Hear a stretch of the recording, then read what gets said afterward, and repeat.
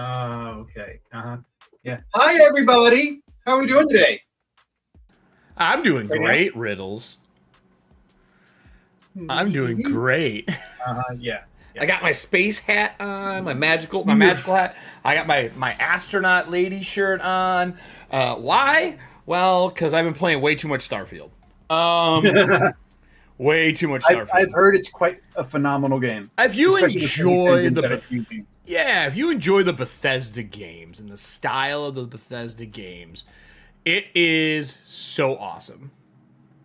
But it's definitely like it's closer, I'd say, to Fallout than it is to Skyrim. Like if you want it to be Skyrim and you think every 40 seconds to a minute you're going to encounter something walking on the surface of a planet, you're not. It's not meant to be that kind of game. It's a different style Bethesda game, but more importantly, Ahsoka.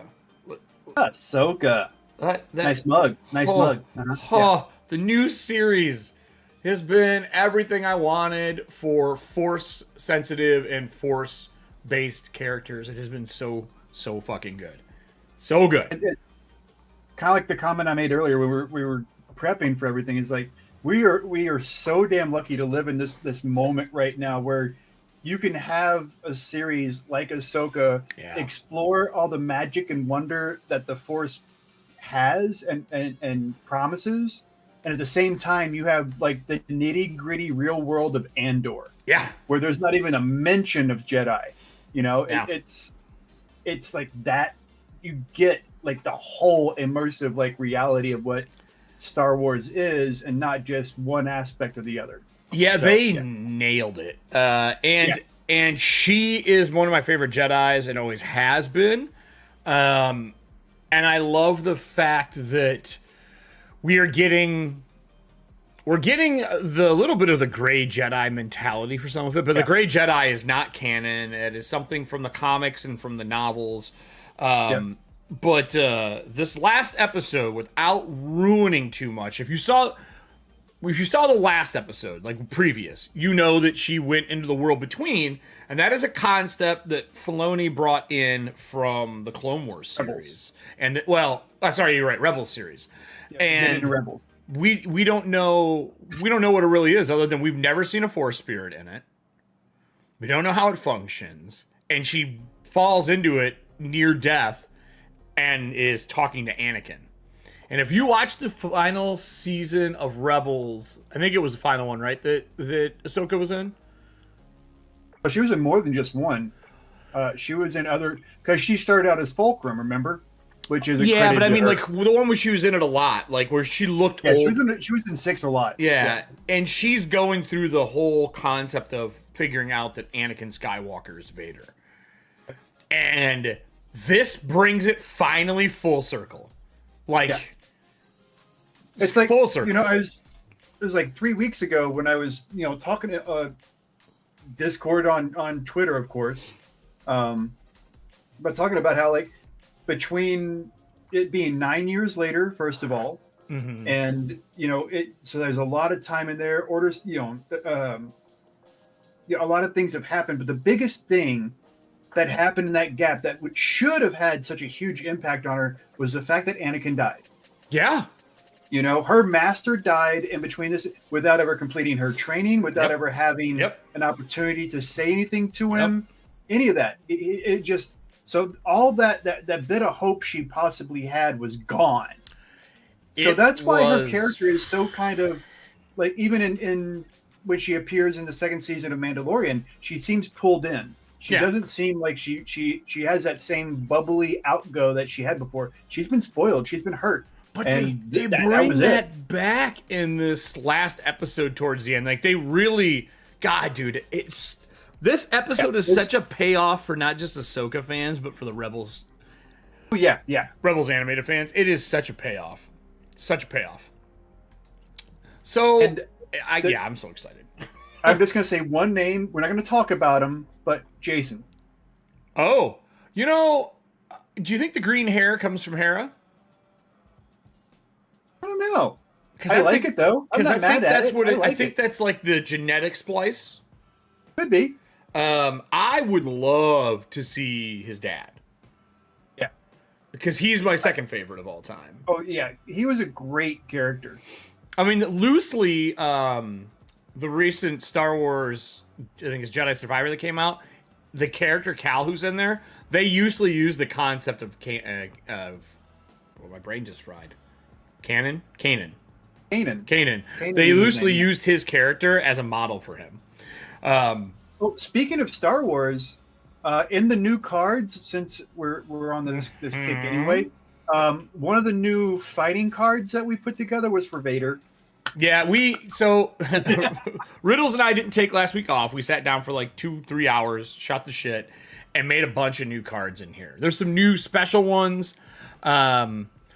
The only thing I was going to ask, Riddles, is on those cards, there's a second one that's the roll 1d8 in chat using 1d8 on an 8. You get entries into the drawing. And then you have another one that's roll 1, critical fumble, roll 20, get crit. Is that card not supposed to be active? The 1d8 card for... The original one, we just cloned it. That was a while back. Yeah, so that one shouldn't be active, right? Yeah, the one that's just the 8 shouldn't be active because we updated it to include the fumbles and the D20 fumble. Okay, so that's hidden. Yeah. So everything else is up to date. So we added a bunch of new stuff. We know you have to roll a bunch of D20s on this show. We know that everyone thinks dice are fickle. So we added an advantage card. So if you have to fight something, if you have to roll a D20 in the show, you can roll with advantage. I think too. Play the advantage card. Yeah, but you have to play the advantage card with advantage card. I do think that we should make it for the trying to get an 8. I think that should count too. If you get an 8 on either one of your D20s for the advantage. Yeah, if you want to use advantage for any of the rolls, anything you have to roll, you can use that advantage. You're looking for that number. It gives it to you. We have Bless. When you play Bless, it's for the entire chat. You basically roll a D4 and it adds to everybody for the chat. And then I'll put a 10-minute timer down on that Bless. That lasts for 10 minutes of the show. So anyone who's going to roll anything. We got some cool ones like the Kurgan, which is you have to roll off against me. It says roll a D20, but it's actually roll 2D20. I'm going to change the card. Because you roll disadvantage and I roll with advantage. Because you're rolling against me. And if you play the advantage card, that'll wash it. But I'm willing to offer, if you beat me, you roll a D8 and that's how many entries you get. There's also one in there, I believe it's called Defend Riddles. Yes, yeah. With me painting, it's kind of hard for me to stop and always as roll dice. So, and I didn't want Eric to have all the fun because, Eric. So anyway. I get to attack you. So, yes. Eric will, if you have the Defend Riddles, basically you're rolling off against Eric again, but it's in my honor. Yep. And here, I can place some of these cards on screen so you can see them. So this is the Kurgan card. We added a aliens card in. Which I should really put a... by the way, that's a Kurgan audio for that. There's Alien, there's Predator, I did Wolverine. Yeah. And these are more of those roll against, and some of them are... I think I did. Some of them are saving throws now. Yep. Like Medusa. And you're not meant to beat Medusa, you just gotta save against her. You gotta fucking survive. Yeah, survive. Batman, you had a Batman. Yep. So there's a whole bunch of those. There's a bunch of question ones we did too. Mm-hmm. Oh, well, there's the new trivia, the wild card. I've made the gem blue in the middle so we know it's the wild one when it's on screen. So we can easily see that it's the wild card out of all the other ones. Same frames. Just because I was like, man, they all look the same. I need to be able to identify it easier. Totally fine. And then my favorite question card, my favorite new Mad Lib card is this one, which is from Scream, which is my favorite, I'd say series. But what? Error. Oh, I gotta put a thing in. What's my favorite scary movie? I'm just gonna put scary movie. The audio for this. Oh. What's your favorite scary movie? My favorite, as far as like Halloween themed, is Trick or Treat. That movie is amazing. Good one. It's a good one. Yeah. I love Sam. Sam is the best like icon character archetype that they've created in a long time. Yeah, and then my other we bet Mad Lib ones in some other Mad Lib style ones. My favorite one is probably this, which is Disney presents Malort on Ice, but it's fill in the blank. So there's a bunch of new cards in there. I think we are pushing 150 cards right now. We're just going to keep growing the collection, so it's as random as it can possibly be and give you as much as possible for it. So there is a bunch of new stuff in there. Don't worry, there's still the golden ticket Classics card. are all there. We didn't take anything out. Yeah, golden Maybe tickets. 1 or 2 here or there. Yep. Did we update how many golden tickets it is for the month? We did, so we're good there. So, yeah. I have not. I don't think I've updated the. Did I update the sheet or no? I updated the numbers for how many golden ticket cards are available for the month. Oh, available for the month. Okay. Yeah, I updated that. My current count on tickets. Oh, you're talking about for Ko-Fi? Yeah, 45. 45 tickets have been purchased through Ko-Fi already. Yeah. So, yeah, there's a lot of people that are kind of clamoring for this. I'm telling you, Riddles, it's my favorite piece. The teak one was probably my favorite style, but that one went away before I had a chance to buy it. But it's awesome. You said you're going to have more of these coming, but none of them will be like this. Right. I have 5 more that I'm painting right now. Each one's going to be different. In one way or another. None of them will even come close to matching this thing right here. Well, they might come close. You never know. But they will not have. You're getting a grind, and you're just like, do. Oh, look, it's done. Yeah. So, if you a handful of custom, and also obviously, the new ones are not aromatic cedar. No, because that's done, right? Yep. The last of the aromatic cedars I have. On the site, I've got the Moon Goddess and the werewolves with the Blood Moon. Okay. It's the only 2 left on the site with the cedar. And outside of that with cedar, I've got 2 owlbears that I'm working on. Let me slide those on. Here, I'll pull over the paint screen for you. So those have been started.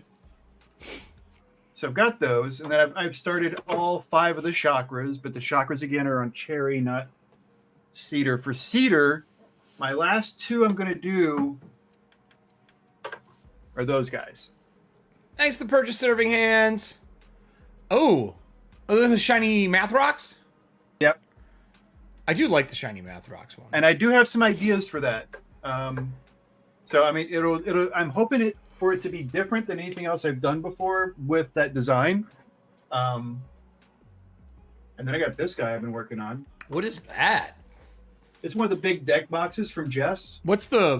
Is it bat wings? It's supposed to be a vampire. Slide it up some. We can't see logo. It. Slide it up a little bit. More. Yeah. There you go. Ooh, I actually dig that a lot. Yep. And then I'm, working out different texture combinations. Oh. So from the bottom, it's really almost dark. like a beaten metal coffin. And then it goes up into a more exposed. That's super cool. Like where it's been touched more, so it's like rubbed, polished almost.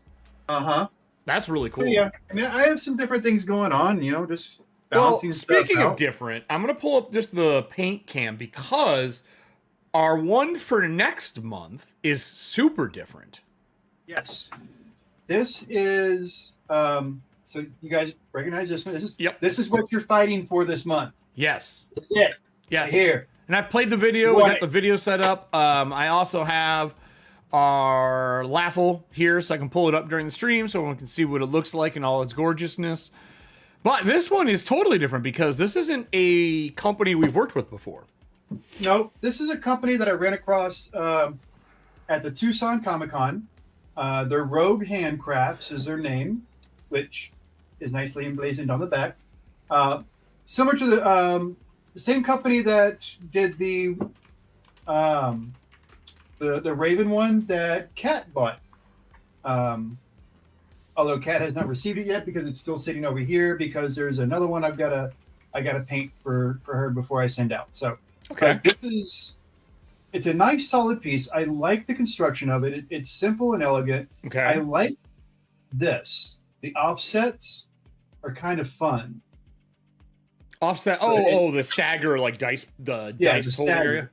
But the cover. What drew me to this specific piece was the Cthulhian design on top. Or a gibbering mouther is the other thing I was thinking of. Well, I want to go more with the classic Cthulhu horror. So you do greenish colors for it, you think? Well, there's something extra I want to throw in with it. Ooh, what is that? This is the key to madness. Oh my God. I did not make it. This is not my art. So I bought this like 3 years ago, I want to say at least. That same person who makes all the books? The leather books? I don't know. I have a problem remembering who I bought this from, and I'm kind of upset at myself for that. I do that all the time too.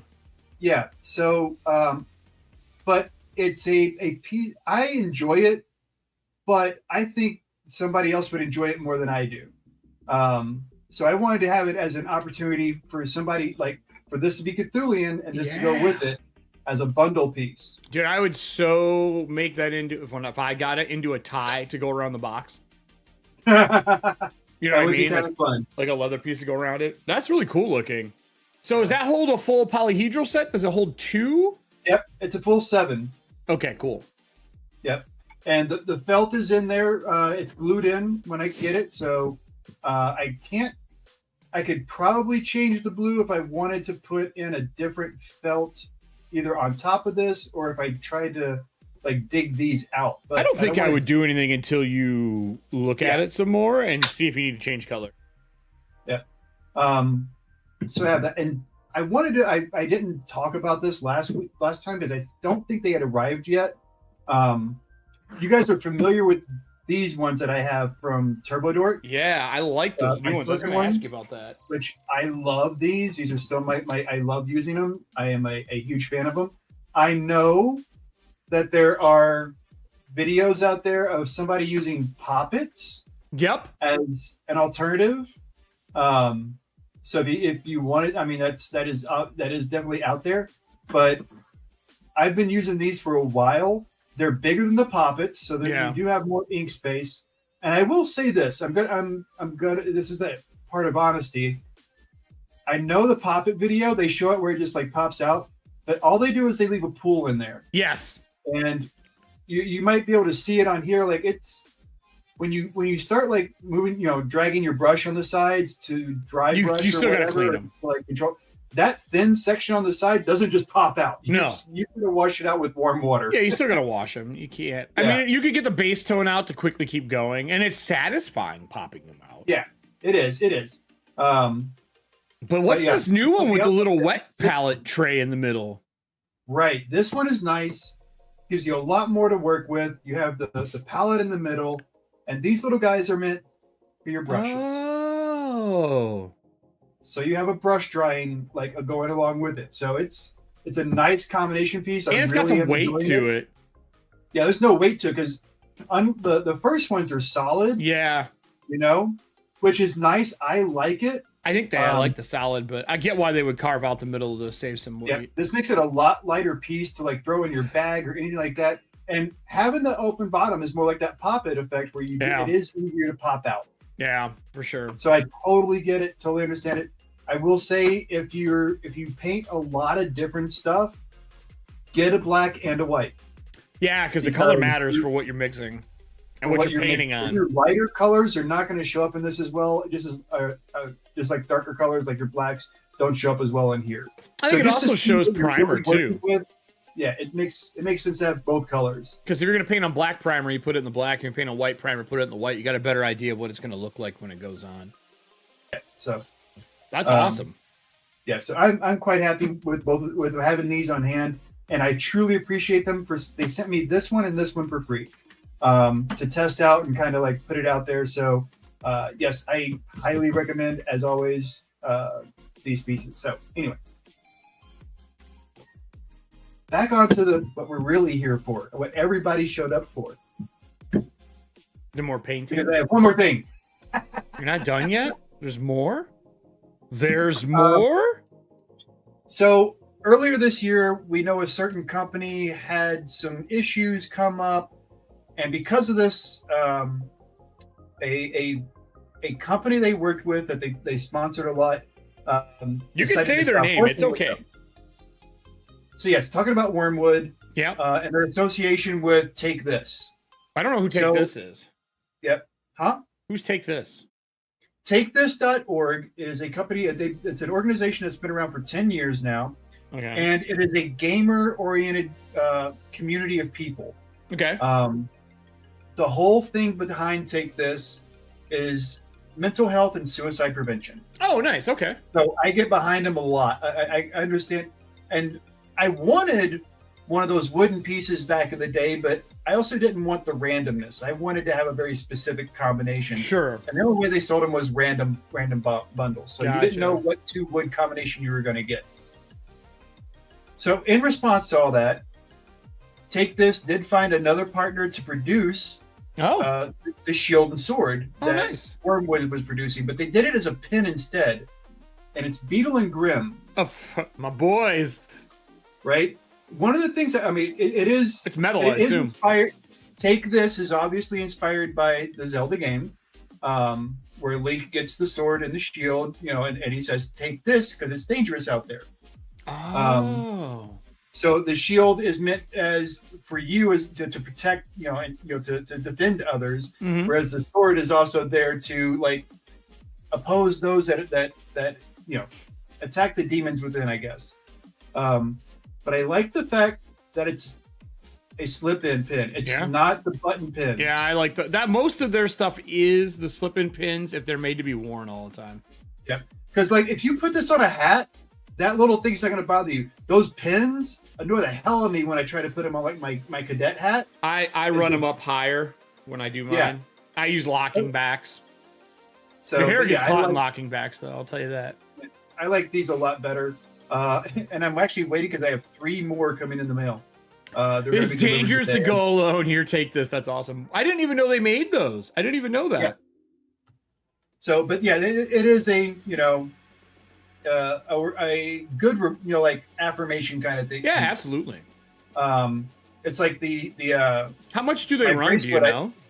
I have a bracelet I got from Staff and Branch. I mean, not Staff and Branch. Silent Bard, and it's just a plain brown leather, but on the inside, it's for you. It has written, "This too shall pass." Yeah, I've seen that one. It's a personal memento affirmation. Yeah. You put it on every morning to keep yourself, centered. Yeah. What is how much do those pins run? $20. Oh, that's not bad. And they're heavy too, because I know Beetle and Grimm stuff. Yeah. Take This does get a proceed from it and everything. And Beetle and Grimm's so excited about it. I did a post and they jumped in and actually retweeted it with the link to where to get it. So yeah, they're really good people. I really like that. They're really busy right now, but they are one of my favorite groups in the TTRPG industry. They're just they're just good people. Even though they have some celebrity status behind them, they always mean well, which is great. And they're quick to apologize if they make a mistake. They're just good peeps. As opposed to Ashton Kutcher and Mila Kunis trying to get their apology in this week. That whole thing's a different Limelight problem. For those who just joined, first off, thank you, Mime, again, for the purchase of the packs. I know Serving Hands picked some new ones up. There's a bunch of new cards in there. The Kurgan is a roll-off. It's 2d20. You get disadvantage, I get advantage. But there is a new advantage card. You can play that and add advantage to any one of your rolls. If you're looking for 8s or fishing for 8s, it counts for that as well. Bless lasts for 10 minutes. We roll a d4. Anyone who has to roll a d20 gets that Bless status for 10 minutes. There's a Defend Riddles card now where it's you and me rolling off with d20s. And then there's a whole bunch of new initiative cards and question cards and you name it. Mime said that they got another Warduke card. Another what card? Warduke. Let the dating continue. But yeah, there's a whole bunch of new stuff in here. We're going to keep adding more cards as we go through. I did a little bit of a Disney theme one this time, which is like Disney on Ice. Thanks to Disney, I have unrealistic expectations about Star Wars. Kid. You can't do me wrong. You can't make the horrible Book of Fett and then give me Ahsoka. Like, that's not fair. It's not fair. 3 Defend Riddle cards. If you beat me in a roll, you get entries. And so on this piece, it's already finished. So what I need to do is give it a light sanding so I have something for the paint to attach to. Ah, okay. So I'm going to just do that real quick while you guys are working on all Scuffy. You know, oh, you got a tack cloth too, as I say. A tack cloth. So yeah, so there's that. For those who have not seen it, since you just we had a whole bunch of people just show up, this is the box. I have something to say. Oh, here we go. It's better to burn. Fade out and fade away. I need I've been a. seeing cards played, so. All right, you roll 2d20. I roll 2d20. I also will use this. I think advantage works. Let's see if it works. No, it didn't work. Let me just try 2d20. Come on, dice roller. Don't you be like that to me. There we go. I got an 8 and a 5. You get to roll a disadvantage, but this is your chance to beat me. Oh, nice. She did not. Nice. You didn't make it, Mime. You did not make it. Because you got to keep the 6, and I keep the 8, and an 8 is higher than 6. Ah. Kirk has made himself too powerful, people. It's the fucking Kurgan. The Kurgan. The Kurgan is going to be powerful. And if you win that roll, you roll a d8, and that's how many entries you get. Just so those who know, that's how that works. So you get a chance to get up to 8 entries if you beat me. 8 entries if you beat me. Kill him. Kill him. Do it. Better burn out and fade away. Speaking of Highlander, I know it doesn't. We just can't fit it all on the card. You know what? I'll put it in the stats for it, though.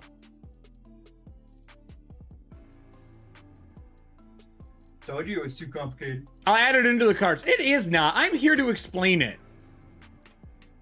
If it needs to be explained, it's too complicated. It is not. Whatever. Boom. I added it to the... It's so horrible. I'm sorry. Were you cocking off to me? Oh, what? I'm sorry, what? What? What? You cocking off to me? I feel like you're cocking off. That felt like aggressive cocking off. Oh, no. That's what it felt like. It feels like it. I can feel it in my blood. You like that, don't you? No. Yeah, you like that. No. No. And I have made the decision to reinvest myself in the lovely, amazing people at Random Encounters Guild. So I am looking forward to my first games back with these guys. What, have you been gone for a while? Yeah, I've kind of been absent from the whole thing for a while. So busy? Busy is a big part of it, yeah. And I recently made a change in my routines that's gonna make it a lot. I'm gonna have more freedom. So. Ooh, that's kind of nice. What's freedom feel like? It's like, I don't know, not Malort. That doesn't feel like anything but freedom to me. The freedom to choose to be painful. All right, there we go. I fixed the card for you too, man. There is another thing that is different on stream that you guys are about to witness. Different? I just gotta adjust my camera here real quick. Oh, I didn't think about that. Yeah, you'd have to adjust it. Yeah. So put the box on it, and I'll let you know. That's pretty dead center, man. A little bit to the left. The box. Well, this slides around. Yeah, that's what I'm saying. No, I'm just telling you. If you want a dead center, yep, right there. Should put a little dot behind it so you know where the dead center is. I'll think about it, but that dot's gonna depend on like a bigger box. Or a pencil mark at the top, like a little notch at the top. Be better off putting a notch here. Oh yeah, I guess that's center too. It doesn't really fucking matter. Yeah. But yeah. Witness riddles. Witness. It's a bunch of new cards. Oh, I got some new stuff. So this Tuesday, EFP is back with our live shows.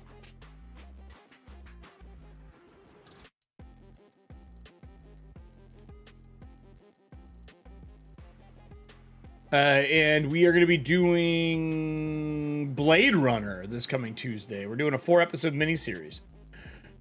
Was it the Defend Riddles? Oh, I apologize, Mime. I apologize. Well, that's only 1d20. Let's re-roll. I'll give you a re-roll. Let's go. It's just a d20 versus a d20. I apologize. I heard the Kurgan audio because it's a copied card. So I got a 15. My fault. Here's that 20. 16! You beat me by 1! Well, hello. What are we doing for Riddles, Defend Riddles? How many entries do they get if they beat me? How much do they get for the Kurgan? Well, Kurgan's advantage versus disadvantage. That's a very different beast. Right, I understand. It's a You answer D8. the question. They get You D8 get what? entries. Possible up to 8. Right, well, I think beating you is worth at least 4. Beating me is worth 4 entries? Man, making my life hard. Fine. I'm just saying, you know? Fine. No, fine. I'll let it slide. No, I'm just kidding, Mime. Let me get you your 4 entries. Yeah, okay. Fine. It's warm in here today. I don't know why. The one thing that's going to be challenging on this piece is the fact that it's kind of a shallow etch. And, it's because, obviously they're not assuming anybody's going to paint their stuff. Oh, yeah, because you get the other etching done a little deper for painting, don't you? Yeah, it makes it easier to avoid the etched areas. So I'll have to be a little more careful on placement on this. It's going to be a little more attention to detail, I guess, is the way to put it. Gotcha. September. Already kind of gone out of the line over here. Mime Goblin's starting with 4. 4 entries. 4 entries. Right. Mime's played another one. Oh, I haven't seen this card in so long. Press down, down, left, right, BA to unleash a dead horse. It's true. It's true. A golden ticket. I'll add that golden ticket up at the end of the month for the drawing, so we can just get them all in one big go. Glad I can be a bit on that. Yeah. There are some cards that have special commands. They do. And we've decided during this whole planning process that those special commands should relate to the show a little bit. We tried. So I think we used Northern Lights for one, right? Yeah. I think. Yeah, we did. All of our slogan funny moments. Beat a dead horse. Edging. There's a bunch. Oh, hey, we got the Fireball card. Nice. You could cast one spell on me. What would it be? A freedom to pick the perfect gaming group in meeting time. I don't know if that's a spell, but right? Man. Serving hands. I would love to play a game. I would love to have that ability. Would love to play a game. I haven't been in an ongoing campaign in so long as a player. So long. Yeah, that's like I was telling you, that the guys at the store have invited me into their Pathfinder 1 game, so I'm really excited for it. I know you're not a huge fan of Pathfinder 1, but I don't care. I played a lot of PF1. I just prefer PF2 now. I really do. And I'm also not a nostalgia player. I don't like going back to systems that I feel have been improved. I don't like going back to them. I don't go back and play D&D First Edition. I'm not that nostalgia berry guy for gaming. I want the best mechanics, the cleanest style. That's what I prefer. I honestly would not complain about a D&D First Edition or Second Edition game. I would complain a lot. I would not play it. Why? So here's my reason. Why would I play in that, for example, if I could go and play in Castles and Crusades or a Dragonbane or any of these other games that are that old school feel with a cleaned up system and mechanics? And the reason people do it is usually nostalgia. I don't have nostalgia for it. I mean, I miss skills and powers and combat and tactics. I love those rules, but I don't want to go back and play it. Well, that's just a personal preference. 100%. Not even saying I'm right on it. I'm not even saying that. Just I can't do it. I can't do it. Can't do it. I won't do it. Won't do it. And that's fine. That leaves a seat for somebody else to play. You know what I mean? Yeah. See, that's a problem I ran into on Friday was I was running Marvel at the store and yeah, I forgot you were gonna run that. How'd that turn out? As far as like, you know, the gameplay and all that goes, it was great. I enjoyed it. I had fun. There's a lot of stuff that I did on, you know, there's stuff I did on the fly that wasn't in the rule system. Hey man, that's my style. So which I really enjoyed that challenge. Yeah.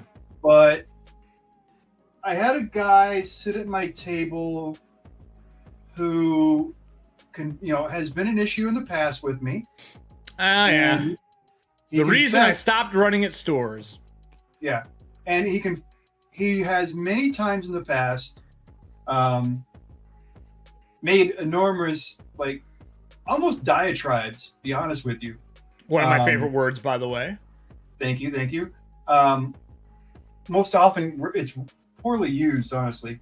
More from that, don't think people understand its true intention. But anyway, I digress.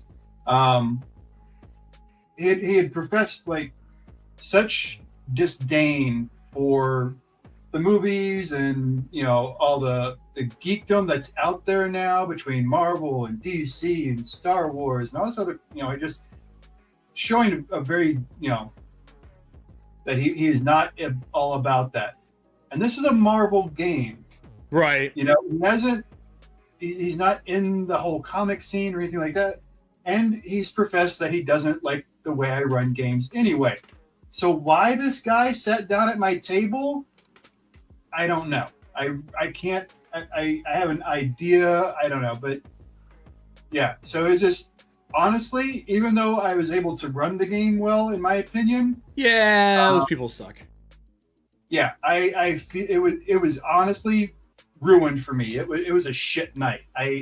I'll be honest. When I started running, I used to run a lot of stuff for Cypher System at stores as an asset team member, and then I also did it for White Wolf for a long time. You get some really difficult people running White Wolf games back in the day.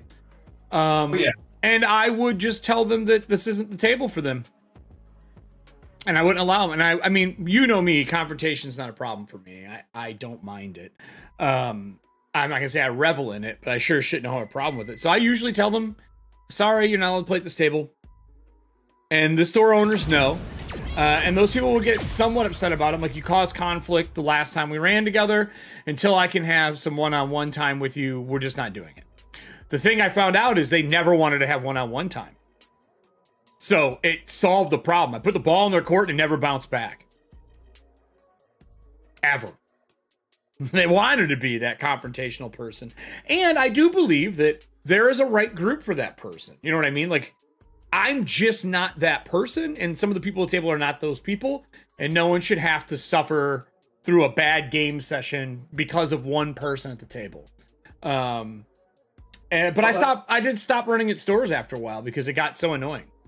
Yeah, I ended up, I had a conversation with the GM, and, you know, he understands that I'm bowing out of doing it anymore. Oh, are you? You're not running at the store anymore? No, at least not that store. Gotcha. They have 3 stores, so can you just not have that person play? That's what I would do. Unfortunately, he's kind of an established, prominent figure. Doesn't matter. He doesn't have to play in that game. He can play in somebody else's game. That night, we did not have another table. It was just my table. Nope. So, yeah, I know, but, and you and I handle these kind of situations very differently. Oh, of course, yes. I'm not saying I'm the right way. I'm just saying I am a way. You know, I leaned into it, and he decided, like, right out the gate to make it a stupid, goofy thing instead of a Marvel like, game. an actual superhero adventure. He basically played Luke Cage like the Tick, is almost what it came down to. Yeah. And you always ask yourself, could I have set the tone differently at the beginning and all that kind of crap? Yeah, and session zeros can only fix so much. But hey, we have two people who back our opinions on this. Do not go gentle into that good night. Rage against that asshole player. I agree, Mime. I agree. 100%. And Serving Hands came back with, they're both on the same wavelength. What's the best time to kick a schmuck off your gaming table? The answer is during the piss break. And if it's within the first 15 minutes, I take a first 15-minute break and ask them to not be a part of the game. And that to not make a scene about it. But, you know, that sucks that had to happen, though. It's never fun, my friend. No, it's fine. I mean, it's not fine, but, you know, I'm making it fine. Right. Because, I mean, I'm moving on from it. I've done my part. I've said my word. And, yeah, I'm done with it. I at this point, I have checked out from the situation. Yeah. And... Well, you did the right thing. All my years as a bodyguard, it was to remove yourself from the situation. And you removed yourself from the situation. And if I couldn't remove myself, I had to remove the problem. Like, get them to escort them out or whatever it is. And it's like, you know, I really don't, I mean, I don't want the guy kicked out of the store. No, or anything like that, no. you know? Sometimes I mean, he didn't do wrong. He just wasn't on the same wavelength after being told. but yeah, I mean, the guy is actually a really solid GM. Oh, right. Ooh, GM's players can be difficult. I was that person for a long time. I was very difficult to be a player. It's not the fact that he's a GM. It's just that if you really want the honesty out of it, when you talk to the guy, he has to be the smartest person in the room. Oh, you mean a gamer? If he's not, and when he gets challenged, he finds it difficult on how to appropriately respond to challenges. Yeah, it's a common issue. So It's a very common issue, unfortunately. We had that. Todd and I used to go to the same game store for a long time. That was like had like a basement, so you could be there after hours, 24 hours. It was pretty cool. And we had a person or two that were very difficult that I disallowed in games. I used to run games at AGP Basement for Todd and I met and started playing games there together. I do miss that place. It was actually the only problem with it was there was no bathroom downstairs, so you had to go upstairs and across the street to the gas station. Or actually next door to the gas station. But the gas station was 24 hours, so that's also where we like refilled sodas and all that kind of stuff. It was a cool space. It was divided into, Todd, correct me if I'm wrong. There was a miniature room that had 2 tables. There was a side room that had 2 tables. And I think there was a little room next to a vending machine that had a table. And then 2 tables that were in private rooms. I think that's right, Todd? Correct me if I'm wrong. And it was in a basement, so it was always cooler. We did find out, ironically, when the guy started doing construction to put shelves in, anytime he would saw wood down there, it got rid of the stench of sweaty gamer ass in the basement. So for a while, there was just wood down there, and we'd chop wood to get rid of the sweaty smell of gamers. I have definitely been, over the decades, I have definitely been in establishments just like that, with that familiar odor. that stench of 24 hours of gaming. Oh my god. Oh my god. A lot of it was a cool spot. 4 sections and 2 back rooms, right? Four sections and 2 back rooms, or was it 4 sections in total and 2 private rooms? I can't remember. I missed that spot though, and the place upstairs was okay, and people left that gaming store to open other gaming stores, and anytime that happens, those gaming stores never seem to survive long. I haven't been to a gaming store though and played a game. And I'm not saying don't support local like gaming stores or anything. I just haven't been in 10 years. I used to go play miniature games about 10 years ago at a store. The only one I still go to once in a while to visit friends is Battle Brothers. Yeah, I've had some really good experiences at this store. Oh yeah, that's awesome. They have 3 of them. We have a place out here called Game Universe that's like that. Yeah, they got 3 of them. They have a bar in the back of one of them, and they also just opened up a coffee shop called Geeky Grinds. All of that sounds awesome to me. Dude, I got They call it a Mad Maxi mocha, Nah. and it uses 4 different chocolates. And Really? That was kind of cool. Yeah, and they did it as an iced coffee for me, and they added roasted marshmallow on top as a flavor, as a syrup. So you had this s'mores, like Bernie s'mores vibe. Like, oh, it was amazing. I would crush that. Oh, 100% crush that. 100%. So, yeah, we did our Tuesday meeting, this meeting with the cast. We have Todd, Allie, who I think is in chat still, and then Moxie, who are playing in Blade Runner. And then we found a fourth one. Drew's unable to because he's working for the Playhouses out there since the strike is going on. He's wicked busy right now with his side gigs. Yeah, because the strike's going on. He picked up a lot of carpentry work, which is good for him, man. Fucking having skills to fall back on is the best. And he went to do that. So he won't be in this 4-parter, but he'll be back for a Thontia. He may guest star in the Monday show, he said. Okay. I can't say what the Monday show is other than it's the Everyday Heroes 1970s. I won't say anything else because there's a turn. What it is. Yeah, there's a few people who know what it is. It is very cool. They know what the turn is. I'm excited. It runs in line with something else coming up. But this Tuesday is the start of our Blade Runner show. We got our characters done. My lovely cast tolerated me having to run outside to keep checking on my ribs that I was smoking because I made ribs this weekend. Oh, nice. On Tuesday. I was going to do a Monday. I was like, I'll do a Monday. It'll be great. It fucking poured Monday. Right. So I need a vote from chat. Uh-oh. Are we doing purples? Are we doing greens? I don't know. Are we doing grays? Like, what color Cthulhu, like Elder Beast, are we doing on this thing? I don't know. What do you all want? Anybody got strong opinions in chat? Anybody? What colors? The last ones was on a purple heartwood that we did 2 Marches ago, right? It was purple, right? Purple heart. It was green. Did we do green? I think so. I think it was green. I personally love that sickly yellow green. That's one of my favorites. So would you want? So all right. So if we did that sickly yellow green, which I have a good variety of that fit that description, thanks to Monument Hobbies being so amazing. Do we want to do like a gray to green kind of base or a purple to green kind of base? I would say sickly yellow, green to gray. And then I would do purple to green as the other option. Or green to purple. Which one do you want? Purple to green, green to purple. Which is the prominent color? Green to purple? I'd say purple with green is the more like standard. Although a gray to green is also a great zombie. So yeah, I do purple to green and maybe with some like bright fuchsia highlights.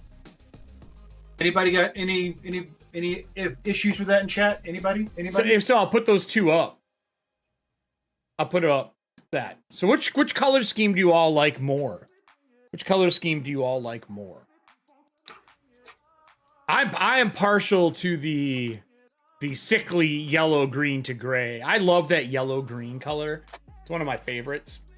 And then paint the eyes different colors. I think every eye should be. The eyes are going to be different colors. I've already got that in my head. Like an orange, the Ahsoka Sith red. We'll get to the eyes when we get to the eyes. Oh.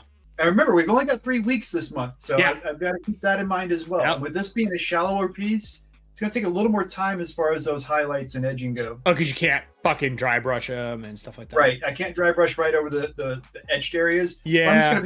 I'm going to be spending a whole episode just touching up the black. You know, Probably. I don't want to do that. I'd rather put the effort in and get a really good paint job on the raised pieces that are there. So I agree too. The king in yellow vibe is kind of what I'm thinking too. Serving hands. That's kind of my king in yellow. The yellow to like sickly yellow to gray. That king in yellow vibe. Yeah, that's kind of what I was thinking too. I would use a gray base that comes up into a green highlight. Need into a yellow highlight. Well, I mean, the yellow itself will be the actual highlights. Yeah. But Yeah. I have other greens that will blend up from that pretty well. I'm into that too. Right now, purple to green is at 67. I just feel like we've done purple to green so many fucking times. I don't think we have, honestly. I am not a fan of purple to green because it reminds me of the Joker. That is like Joker colors to me, and I have a really hard time with it. If you're using like a plum going up to a light green, doesn't matter. Well, okay, well, whatever. That's you. That's you. And then I see Cthulhu done with purple and green all the time. And the last Cthulhu box we did was the purple heart and green. That's my thing. Purple heart's not purple, first of all. No, but it's still, we had purple in that piece. I just looked at a picture of it. That's why I personally think we do the sickly yellow to green. Because it's different. It's something we haven't seen on the show yet. Those color tones. We haven't done really anything yellow. Yellow is kind of a pain in the ass. You know that. Over gray, it's not bad, though. Over gray, it's not bad. We're at 40 to 60 right now. Purple, green. Purple, green. How long are you running it for?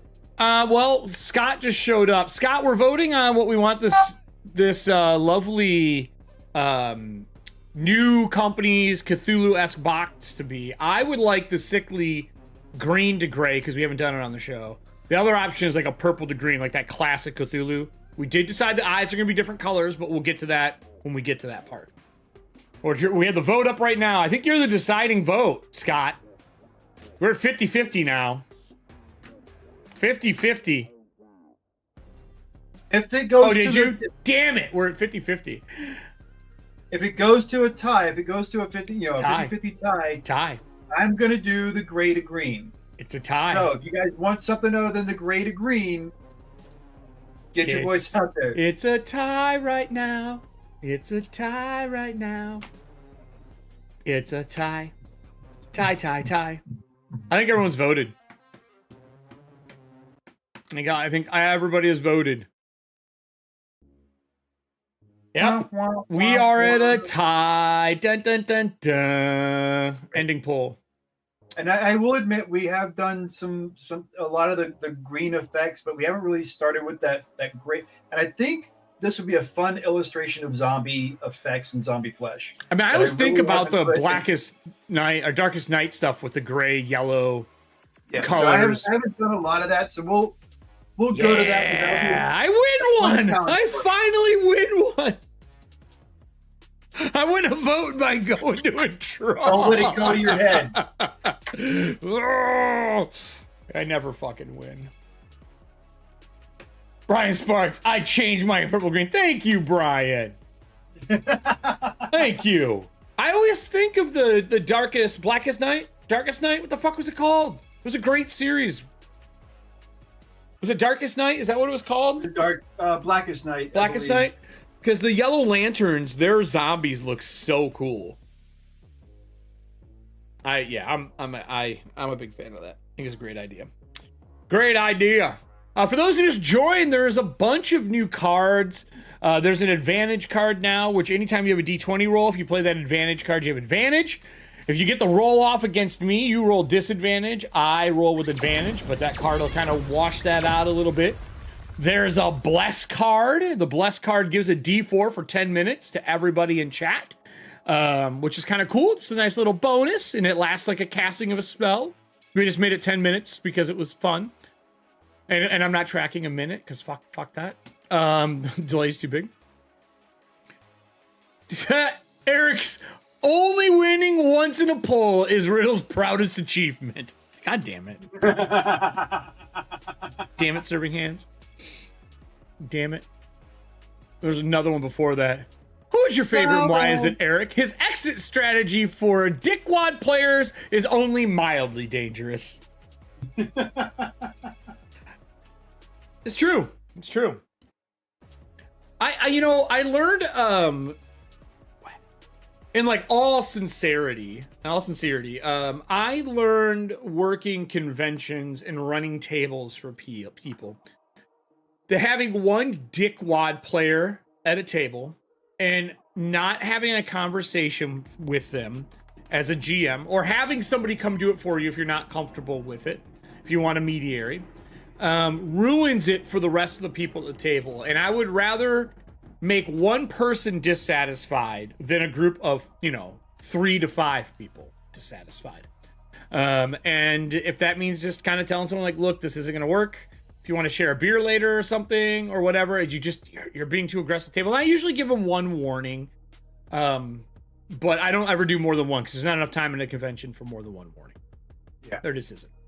And there's a difference between you just playing differently and you being a prick at the table.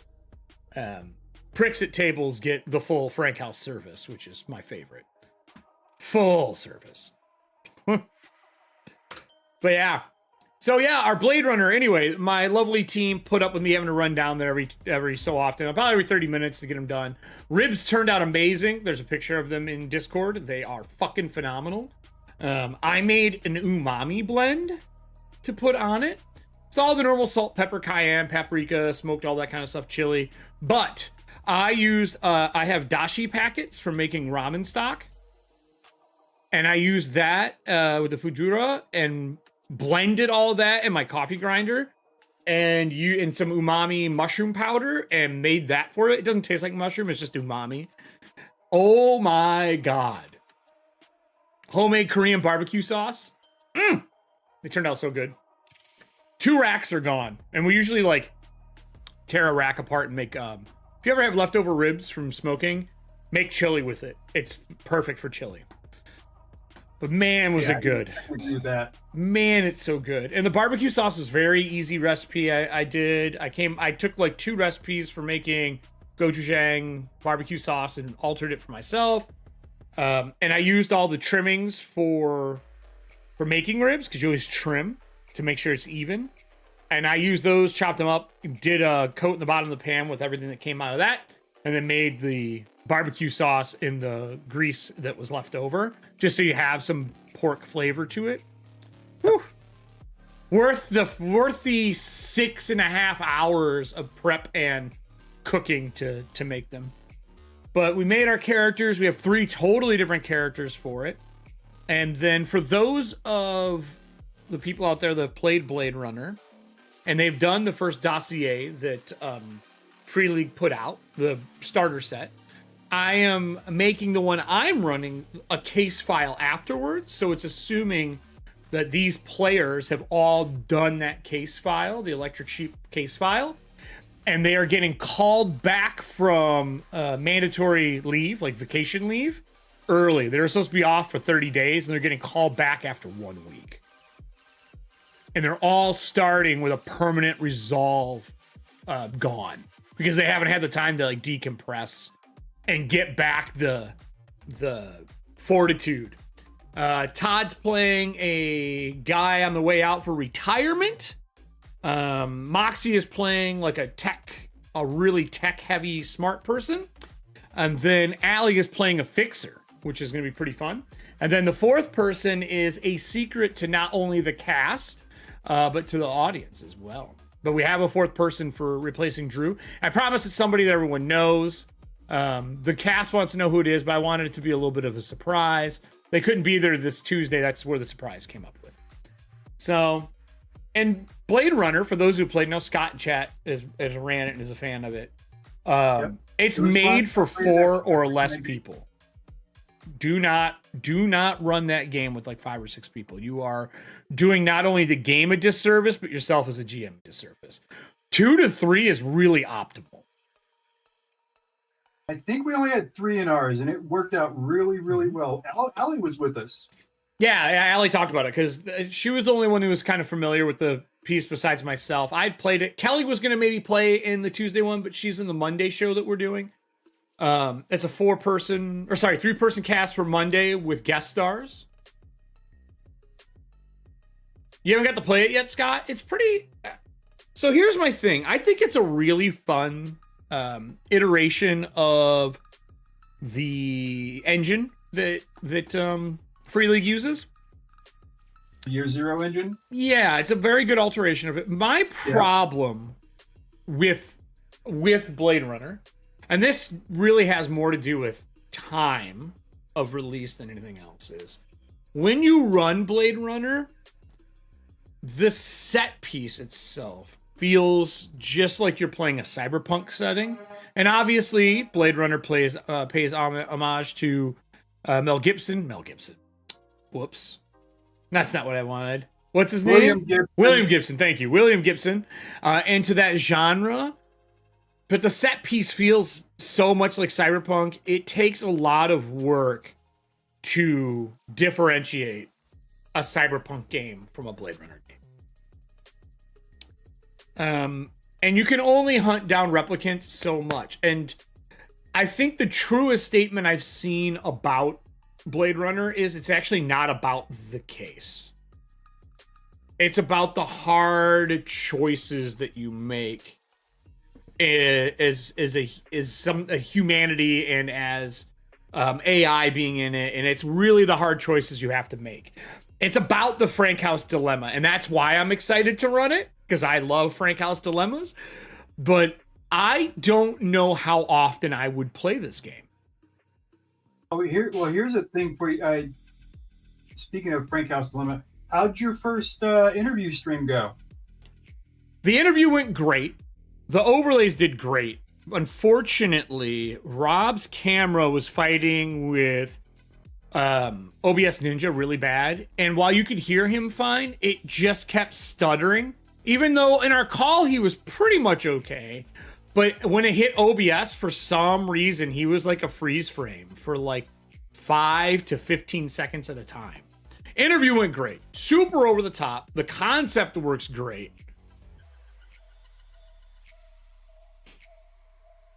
But is that available for people to watch now or no? Oh, it's already up. Yeah, it's up. I want to cut them down to 20 minutes afterwards, but unfortunately, I don't know if I'll be able to fix this one without putting a technical difficult monkey like over top of it or something, which I might do. But like even all my verticals and stuff are kind of hard because he's frozen during a lot of it. But the overlays and everything else turned out great. The interview is great. Rob is super. I mean, when I said, hey, it's rated R, he went rated R. Like hard R, pushing mature, which is great. I'm super excited for his new system. It closed out at a really good number. But yeah, I'm doing another one. I have 2 more coming up here. I think maybe 1 more this month, and then for sure in October I have 1. You've run it multiple times, and it always felt like Blade Runner. I just don't. I don't know, man. We'll see. I think there's terminology and pieces that are Blade Runner. I also think that they do a really good job of helping you create a case file and do that kind of stuff. I do think that they need to put out more of the dossiers than once a year to really carry that out. But I know it's a little more labor intensive because of all the handouts and stuff they do. But it's just feels like it's hard. Well, the one that I played with Scott, I will say that like one thing that really, really helped ensure that this felt like Blade Runner was all the stuff that they had already put together. Yeah. The images, the maps, the whole 9 yards. Yeah. Really solidified that noir, smoky look and feel. Underbelly kind of feel. I agree with that. I think it really covered the look and feel well. I don't disagree with any of that. I just don't. One, I will not run an adventure more than once unless it's like my own or it's a convention and I'm being paid or asked to do it. I don't like rerunning a dossier. I don't care how many times it's done differently. Not my jam. Like I don't hold old school adventures or adventures to heart. Like I need to run this and see how this group does it. Like that's not. I don't get off on that. Like that's not my thing. So when I read through the file for the first one, I was like, this is really cool. It's fun. It's definitely made to be done differently. I can see it being handled different ways. I love the failed forward mentality of the entire adventure. They really fucking nail that. And so you're going to need your trivia box 2 riddles. Someone put player trivia. Oh, nice. So there's some things about it I love. And maybe I will change my opinion running it on stream. Maybe. I also don't know how I feel about running a slower paced game like Blade Runner is a stream. It's why I'm only doing 4 of them. I don't believe that slower paced streams in my time doing this do well. I think people check out when they're watching.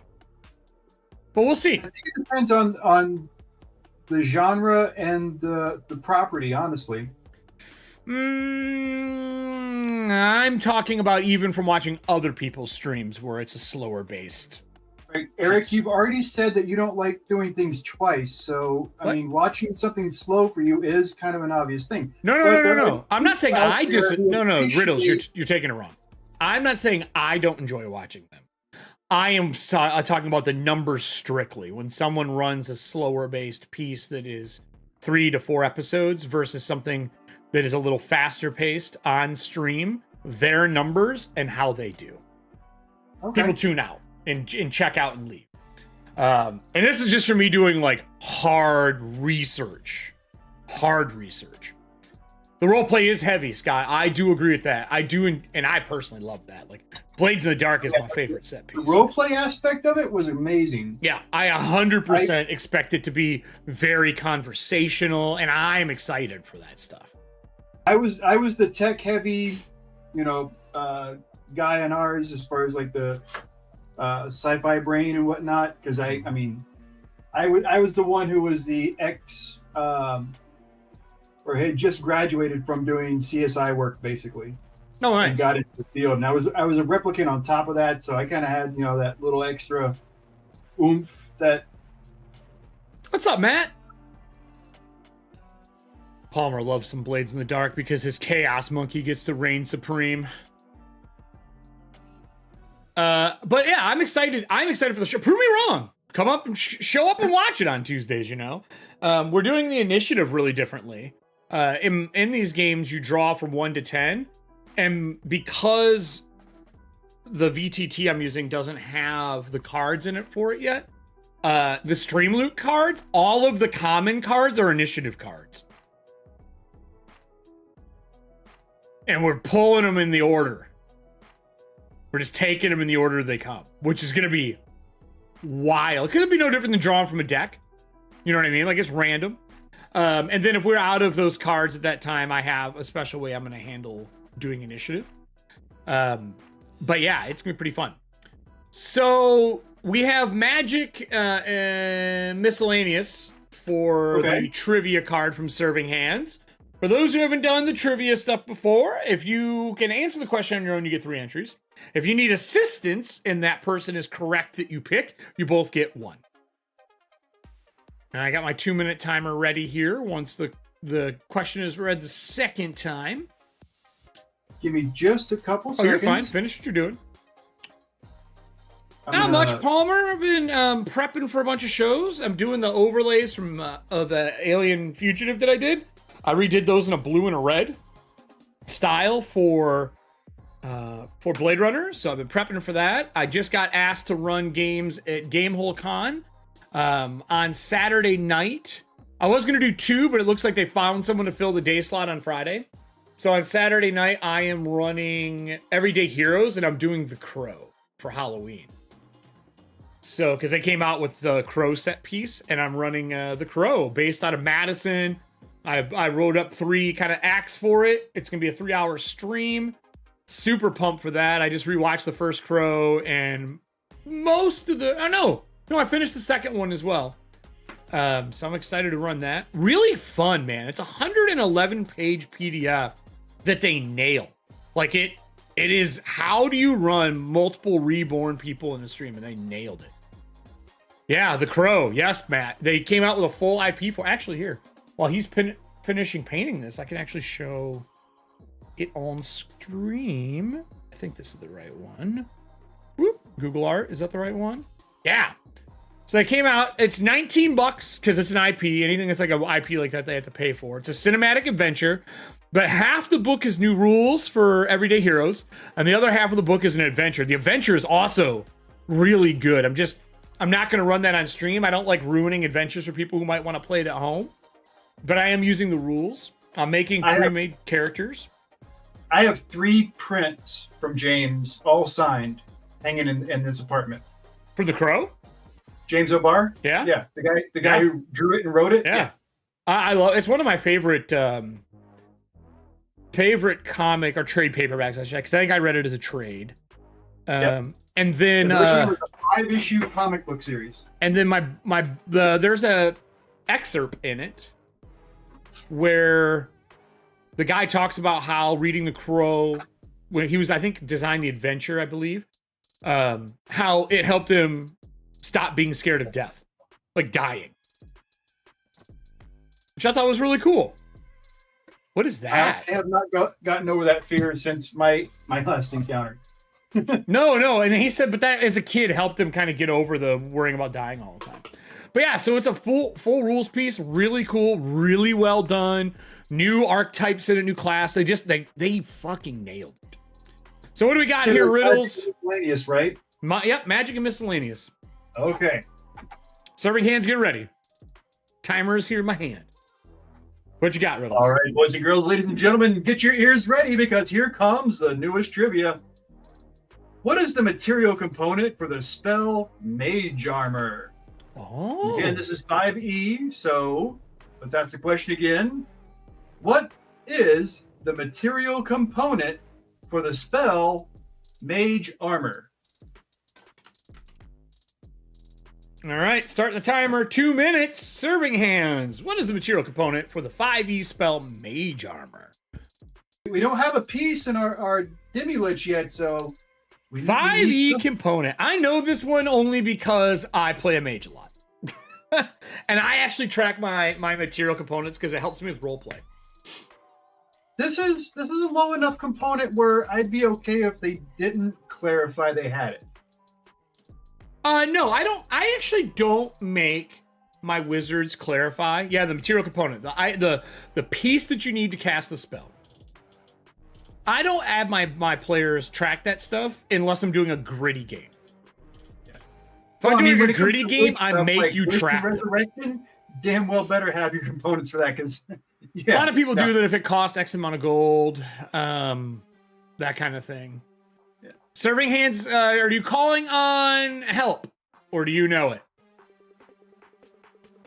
Calling on help, or do you know it? You got a minute left.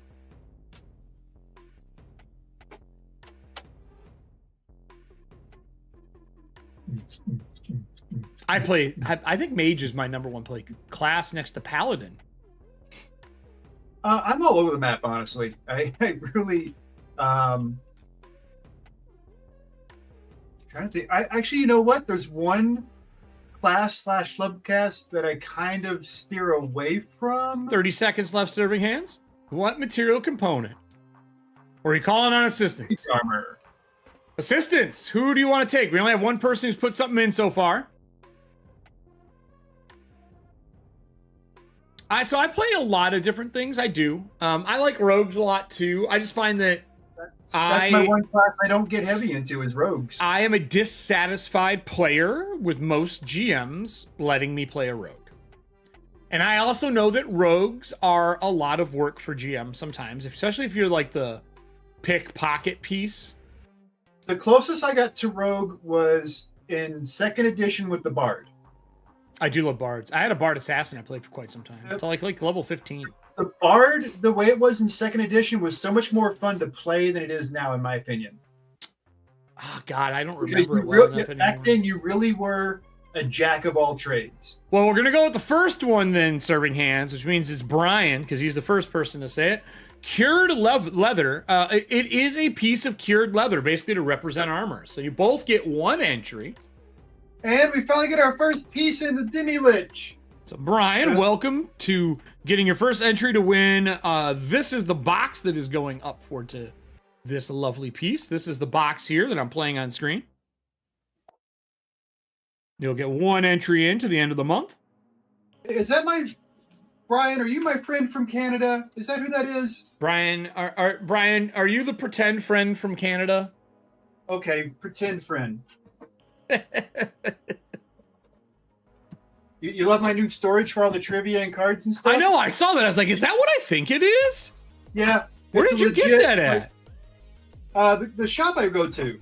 That's super fucking cool. It's a lunchbox. I have a He-Man lunchbox in the basement, and I found out my He-Man lunchbox is worth like $500. It gets better. Hold on. Now I will say I beat mine up. Is that a thermos? Dungeon Master thermos. Oh my god. Old thermos, dude. Bring some soup in that, man. Yeah, this is kind of hard to beat. This is kind of an awesome. That is maybe one of the coolest thermoses I've seen for like soup and shit. Does it keep stuff warm pretty well? Have you tested it yet? No, I haven't tested it yet. But the I it's freaking awesome, dude. I just saw it, but they got another one in, and it's the Elmore Red Box. How much was that, if you don't mind me asking? Honestly, I don't remember because I paid credit with it. Do they have them on their website? Is it orderable? I don't know. Let me see who made it. Hold on. I mean, does your store? Can you order from the store you bought it from? Do they ship? This is the only one they had left. It's got trademark Wizards. I can find it. I'm not worried about it. I was going to support them if they had some there. Surreal Entertainment.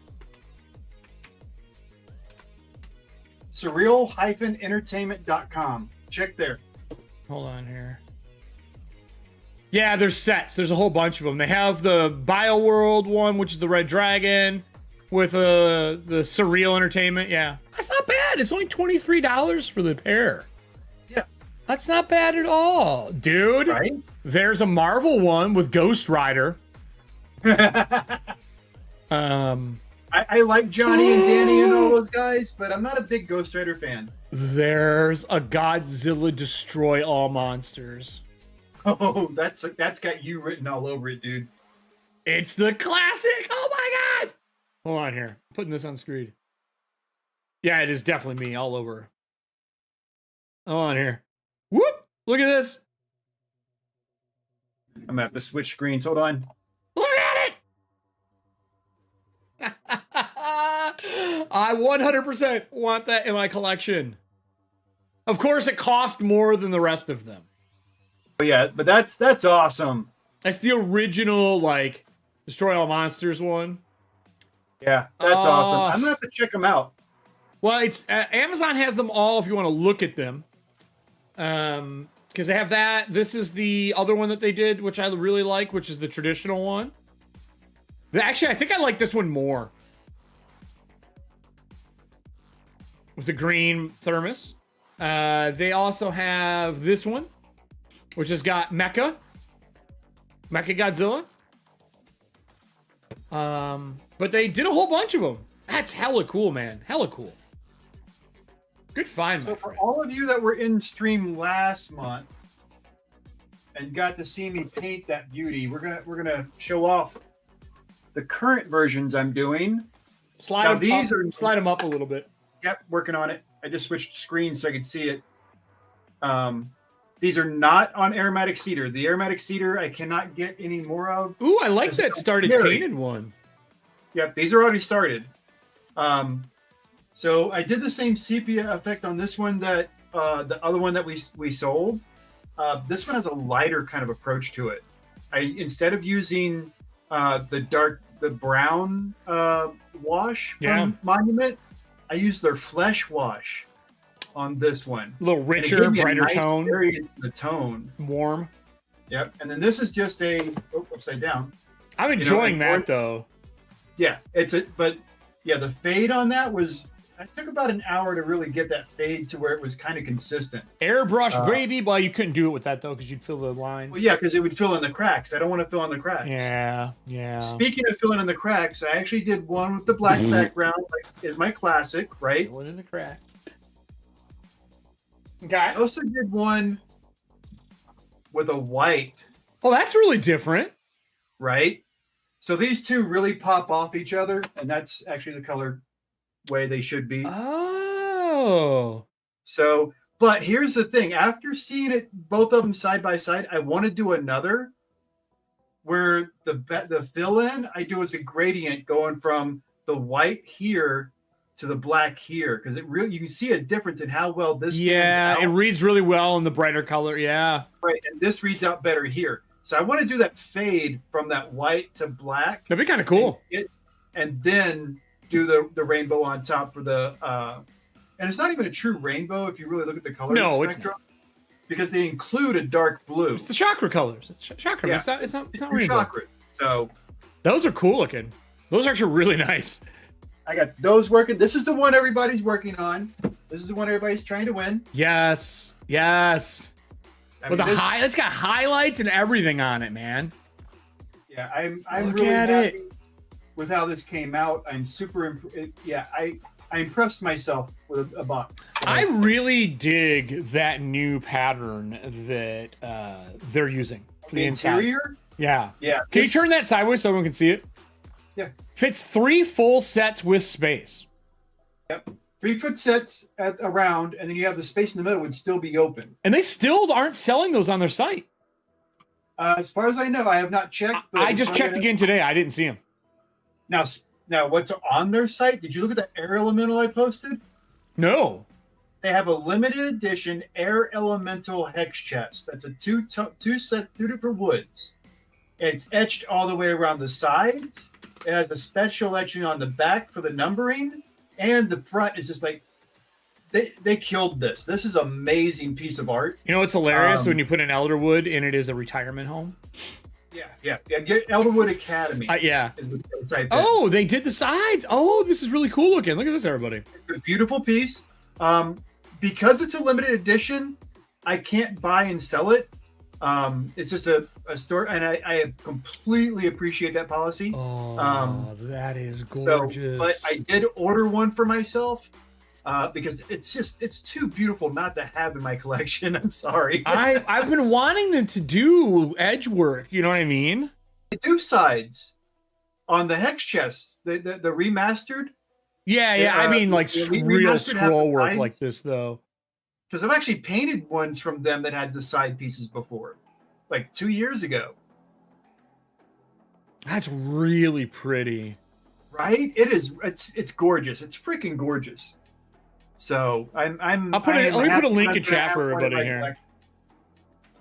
It'll be my second limited edition from them. That's actually not a bad price either. No, the price point is solid. You're gonna paint yours? What's that? You're gonna paint yours? I'm on edge about it because it's so beautiful as is. So I'll wait and see. And if I would just do stains or something. Maybe it'll make it look aged and wind beaten. And if I do go to paint it, it's going to be. I'm gonna formulate out first. I'm gonna really put some thought into it before I apply one. You know what I would probably do? Color resin fills. Nope. Like color resin pours in sand. Too dangerous. Too many things can go wrong. I don't care. I'd risk it. I'd make it as one of fucking kind as possible. So I'm doing owlbears on these. Yeah. This one's I have 2 cedar owlbears I'm doing. And one thing, if you've been following me for a while, one thing you may notice is that typically on my owlbears, I have this whole claw etched out. This time I didn't. The whole wood. This time I have the claw as an actual standing piece where I can color affect that. Oh, okay. Oh, nice. So it actually has a color fade on that bear claw behind it.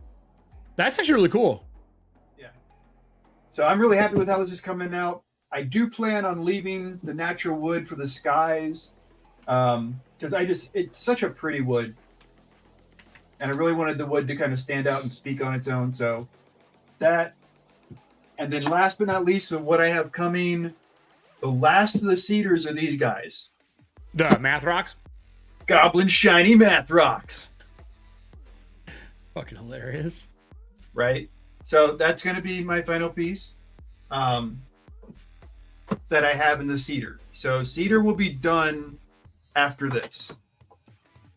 That's super cool. This, I believe, is sepia or maple. One of the two. Well, I mean, the sapele and maple are the same wood. So just slide it up some real quick. Can I see the edge of it? Like up, you're off camera. That's sapele. I'm pretty sure it's sapele. Yeah. They're very So- similar wood grains, though. Yep. I installed a lot of Staple floorings because in a long time, Staple was cheaper than Maple. But they're When we're basically the doing same damn wood. Yeah, but it had to do with the area for like logging. Yeah, it's just the region they come from. Mm-hmm. It's like hurricane versus cyclone. Yeah. They're the same damn Same thing. fucking just one's in thing. the Atlantic, one's in the Pacific. Uh-oh. More cards. Oh, shite. More cards. More cards. What do we got? This one is, for those also who are wondering, don't forget StreamLoots. If you subscribe, you're going to be getting free packs for Corpse Talk, because we're going to be doing another Corpse build in October. And then our StreamLoots cards, those are there if you want to get some for the show today. And what do we got here? Who is your favorite and why is it, Jay? We all know how good he is with his edge work. Yeah. That's my thing, baby. Thanks, Serving Hands. Thanks so much. I'm kind of like Chris Griffin. Oh, God. Jesus Christ. Oh, I do have something fun to show off. Hold on. I showed you this last week, but I haven't showed the audience. I'm going to go to my big solo cam. I don't do my solo cam very often. So, everybody, I am a big Star Wars fan. You guys all know I'm a nerd. I went to Disney, I think it was last year. And they had these. And I almost picked one up, but I didn't want to have to travel back with it. They're now selling them on their website. So if you guys all watched Mandalorian, this is the piece that everything is in. It even has a code piece on top. You can set your own. I haven't done it yet. But when you click the button, it's a 6-digit code. And then when you turn it, hard to do holding it. Let me tell you what. It opens up where the Beskar would be in. Super cool. And I didn't realize this, Riddles, but there's a light in the top. So I got this. I don't know what I'll put in it yet, but it's a great display piece for the new wall going behind me. But yeah, I love like cool little pieces like that. You don't see them very often. But yeah, I'm excited. Excited. I don't know what I put. What would you put in there? We talked about this amongst ourselves last week when we were doing cards. Yeah. But one thing I love about the idea of doing this box right now is that basically we're going to be drawing the winner for this for Halloween. I know. I'm super excited. So I love that we went with a box that had kind of a horror vibe to it. I want a Krampus one for Christmas. Something we really haven't done in the past is gotten thematic. No, but with Norse Foundry, we were just kind of, doing what we can. But I would love to do a Krampus one. I'd be definitely down. And again, I know you guys have heard this from me before, but if you have not watched American Horror Christmas Horror Story, you need to see that. You need to it was good. Or I think it'd be cool to do the little tiny hex chests and do them as ornaments. Oh, dude, that would be smart. Oh, all right. And you do them as ornaments, and we, batch them out, and then we talk to Norse Foundry, or we talk to a company that makes little dice, and we do them as like 12 Days of Christmas or something like that, and get the people to donate 12 Days of Christmas. And like maybe there's like a discount code on the inside, and there's maybe a set of dice you can win, because Norse Foundry makes all those nice little new pebble dice, and then they have natural small stone ones. We could easily talk to Drew or Justice about doing it. It'd be kind of fun. For those who wonder, I'm not with Norse Foundry anymore, but we're still friends. Like there's nothing wrong. Just as a clarity for everybody. On your note about ornaments, anybody who's been on the channel for a while knows who Jess is. Yeah. At Works of Whimsy, she does ornaments for Christmas. Oh, does she really? Yep. Oh, I didn't know that. Well, maybe we work with her and do something. So that's another option. Or what would be cool is the set of dungeon tiles that they have. That go on your wall. Yep. Doing 12 Days of Christmas and do a different one for each one of the dungeon sets that you can like add it into your collection for the dungeon tiles. The wall holders. I love those. I still need to pick myself up a set. I keep fucking forgetting to do it. I'm actually getting ready to paint something here again really soon, so maybe I'll do Oh, what, those. the Walhalla? The Walhalla, that's what they're called. Yeah, the Walhalla. She's got a new one coming that I've seen, and I'm kind of excited for it. It's a library, like a mage's library. Is it like a new tile piece or the whole thing? The whole thing. Oh, cool. Do they still go together? Can you like mix and match?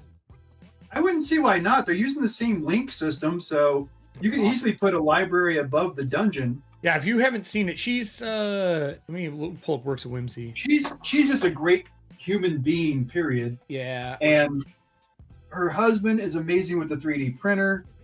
So I really enjoy working with them. They're just good peeps. Yeah, I mean, she is so collaborative. Like, you come up with an idea, I can't talk about it. Oh, damn it! What? I have a collab coming that is so damn cool. With them? It features, and it's a two-way collab. I did artwork for them this week that they're going to be using for one of their standard boxes. But we worked out a actual collab that's going to connect me and them and another creator all in one bundle, and I am so stoked for this. So here you go, everybody. You can see the Walhalla. Idea. When are we going to be able to hear about it? Next month? I'm hoping. It depends on how fast they get their parts done, because I'm the last link in the chain. Gotcha. So depending on when they get done with theirs is when I will get the box and start painting it.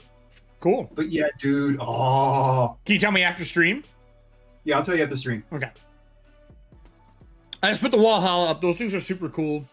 Yeah, the Walhalla is amazing. I've painted the full size one and I've painted the single one, adding textures and all kinds of fun stuff using the texture. But they're made to showcase your miniature or miniature and dice. I think the D20 and your hero go together on it. That's my personal belief.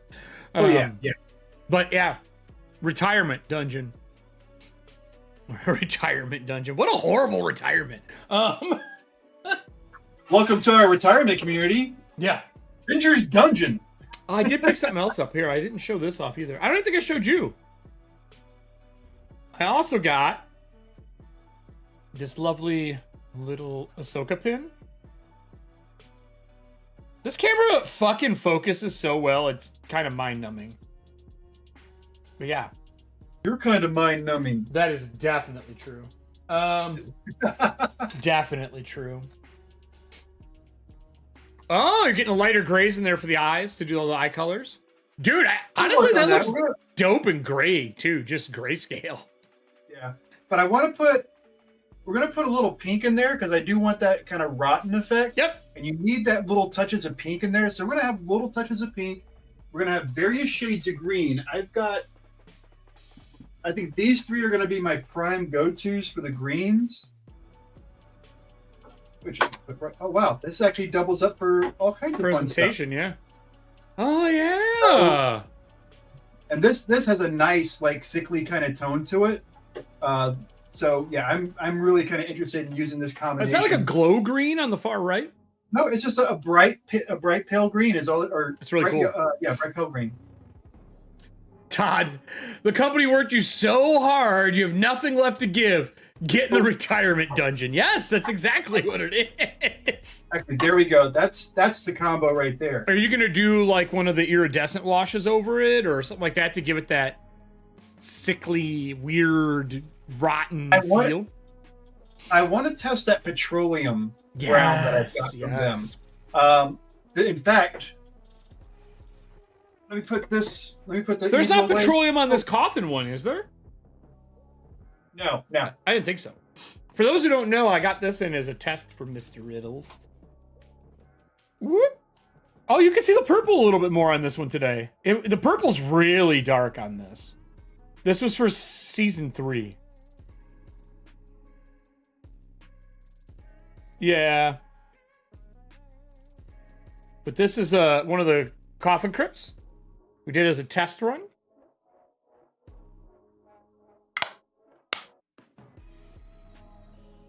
No, let me pull you back up. Combination of effects. This this part right here is the same as this, right? It's got the same color tone, same color matching. Sure. but this right here is with the petroleum over it. Ooh. So you get kind of a gold effect. Oh, that's kind of cool. And then from the top, I've just got a transparent red kind of blending into it, like that blood kind of crypt thing. Don't so happy trigger Todd serving hands. Todd's going to start talking about Athantia. He's so excited. I really dig that logo, to be honest with you. Yeah. And that's what this is here. This is the same thing. This is just has the petroleum on top of it. Okay. It reminds me of Castlevania. So that's one option.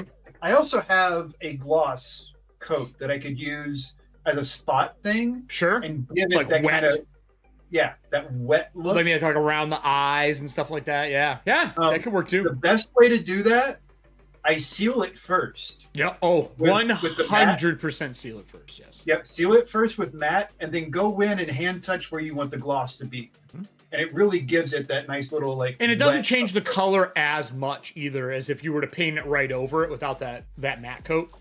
Yeah, yeah. Gloss gloss. The problem with gloss, if you guys ever try to really use it or spray minis with it, is you lose your contrast. You do. The blowouts of the light reflecting on it kill your contrast, so you lose a lot of the extra effort you put into it if you put high effort into it. You know. So just be mindful of that. Like if you're doing, like even these pieces here, I will lose some of my contrast and my gradients if I put a gloss coat on it. But there's some pieces I make specifically for gloss coats. So there are some that I do with gloss. The paint scheme is made to work with gloss. So in miniatures, though, I'll tell you what gloss coat is used for, and a lot of people don't know. When you're doing things and you need to do washes, and you got a lot of them. You spray and gloss coat to reduce surface tension. Yep. And you do all your washes, then you knock it back down with a matte when you're done. Yep.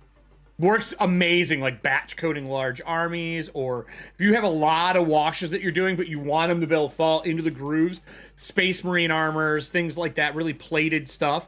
You gloss coat it, do your washes, let it dry, matte coat it again, and go back to painting. What I really like about Monuments base coats and stuff, they're matte. Yeah, so I'm really excited about those. You don't lose visibility on those textures because of that shine coming off your lights. Yep. Having that matte makes it so much easier to see your details and where you need to apply your paint versus where not to. So yeah, it's very true. That is very, very true. Well, look at you. You already got all the gray done on that one. That wasn't too bad. Not too bad. I'm curious to see what yellow you used for it. We're gonna get those. We're gonna get the pink, the green, the greens into it next week, hopefully. Yellows are going to be one of the last thing, I assume, right? What's that? Yellows and highlights will be some of the last things. Yeah, the little yellow edges will be like the last thing I put on there. Looks really good. Well, what else? We got 10 minutes left. Is there anything else that you want to chat about today? Because we blew through today. No, Thank you for all the cards purchased and played today. All right, so like one thing we didn't talk about, and I'm thinking about making a card for this. Even to Eric's chagrin, he might hate me for it. But it's just for me. If they play it, it only affects me. But you guys may have noticed that I had an easel today. So I have bought an easel to start doing painting on. Mm-hmm. And it's for my back. I'm really working on my posture. I'm going through yoga. I've got a brace that I will wear to really kind of help me with my posture to decrease the amount of pain that I have, especially when I sleep. So the easel allows me to still sit kind of straight up and paint without being hunched over looking through that magnifying glass like you guys normally see me doing. I will say it was easier to shoot today's show with it. Yeah. So the idea, I might do a card for it, and it's inspired by strength. But yes, doing a card for a posture check. I don't have to worry about that. I am literally on a moving stool. Yep. It's not about you. It's about me. So yes. Moving stool. I'm thinking about throwing that card out there just so you guys, like, whenever you want to, or we can make it a point buy system. I don't know if you want to. There's no points on this. Yep. So we don't have you had it on Twitch, but could be a card. Could be. I think it should be a card. Posture check. A card for posture check, just to kind of help me along in that process. Yeah, I mean, when you're at the desk all the time, it's why I got a standing desk, and then also this is so that you can't hunch on this stool very well. You have to sit with a good posture, because if you hunch, it rocks on you and it's not comfortable. And also moving all the time helps a ton. So it made a big difference for me. The rocking stool without a back. I have a separate chair with a back support, and I haven't rolled it over here in over a year. Nice. All right. So this is just one of those things I got used to, and it works really well. And they're not expensive. They're like $70. Yeah. But my partner, she has one of the lifting tables. Yeah, that's what this is. For her desk. Love it. And absolutely love it. I would love to do it in here, but first of all, I use 2 desks. You do. And there's wires connecting the two. Like my computer is on this desk, which Mine's has like all that the too. wires for the mic and the cameras and all that other stuff. Mine's like that too. My computer's on a separate stand over here, and they're separate. There are ways to do it. It's just cable management's time consuming. Right. Cable management, so if I had it lifted during stream, you'd be looking at my butt on this camera. Unless I got 2 of them, and no, they make L-shaped lift desks now. Yeah, not surprised. And you can buy, the cool thing is for lift, the company lift, you can buy just the machinery and get your own top. So, because you already have your own tops, you can just attach your tops. Yeah.